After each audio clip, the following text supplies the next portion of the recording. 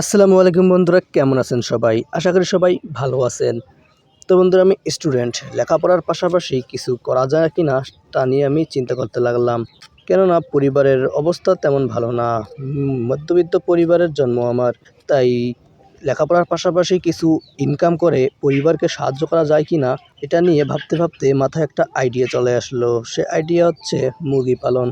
কারণ আমি মুরগি পালন করে সেখান থেকে যে প্রফিট আসবে সেটা দিয়ে পরিবারকে কিছুটা হলেও তো সাহায্য করতে পারবো। এই সাহায্য করার চিন্তা নিয়ে এখন আমি ভাবতে শুরু করলাম, এখন আমি কি মুরগি লাগাবো, লেয়ার লাগাবো না ব্রয়লার নাকি আবার দেশি মুরগি। তো অনেক চিন্তা ভাবনা করার পর আমি সিদ্ধান্ত নিলাম যে দেশি মুরগি লাগাবো। কেননা লেয়ার এবং ব্রয়লার রোগ প্রতিরোধ ক্ষমতা কম, সেগুলো অল্পতেই রোগে আক্রান্ত হয়। আর এই এত ছোট বয়সে আমি অতটা রিস্ক নিতে চাইনি। আপনারা যে আমার পিছনে যে ঘরটি দেখতে পাচ্ছেন, এটা আমি শখের বশে তৈরি করেছি এবং সেখানে আমি দেশি মুরগি লাগিয়েছি খুব অল্প খরচে। এখন এখানে 8টা থেকে 10টা দেশি মুরগি আছে।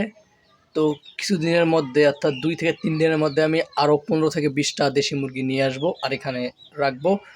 আর আমার পিছনে যে জায়গাটি দেখতে পাচ্ছেন, এই জায়গাটা এই জায়গাটায় আবারও ঘর বড় করব। মানে এখন যেহেতু বাচ্চা কম তাই ঘর ছোট করে দিয়েছি। কিছুদিন পর আরও বাচ্চা আনবো, তখন ঘর আরও বড় করব।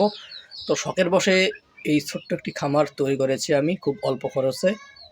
দেশি মুরগি যেহেতু আমাদের দেশের আবহাওয়ার সাথে খাপ খাইয়ে নিতে পারে, তাই তার রোগ ব্যাধি খুবই কম হয়। আমাদের যে আবহাওয়া রয়েছে সেই আবহাওয়ার সাথে খুবই মানানসই। তো ইনশাল্লাহ আল্লাহর রহমতে যদি আমি সফল হতে পারি তো ধীরে ধীরে এই ঘরটি বড় করব এবং এমনও হতে পারে যে এটি ধীরে ধীরে একটি ছোট্ট খামারে রূপান্তর করতে পারি। তো যেহেতু বাজেট কম তাই অল্প পরিসরে শুরু করেছি। তো এখন পর্যন্ত আমার যে এই খামার রয়েছে এই খামারে 2 থেকে 2,500 টাকা এখন পর্যন্ত খরচ হয়েছে। তো ঠিক মতো পরিচর্যা করলে, ধৈর্য ধারণ করলে ইনশাল্লাহ একদিন সফল হব। অর্থাৎ ছোট থেকে শুরু করেছি, ইনশাল্লাহ একদিন বড় হব। শখের বয়সে তৈরি করা এই ছোট্ট ঘর বা এই ছোট্ট খামারটি আমি তৈরি করেছি। চেষ্টা করব এই ছোট্ট খামারটি বড় করার। অল্প বয়সে আমি এই একটা উদ্যোগ নিয়েছি, জানি না সফল হতে পারবো কিনা। তো ইনশাল্লাহ চেষ্টা করে যাব।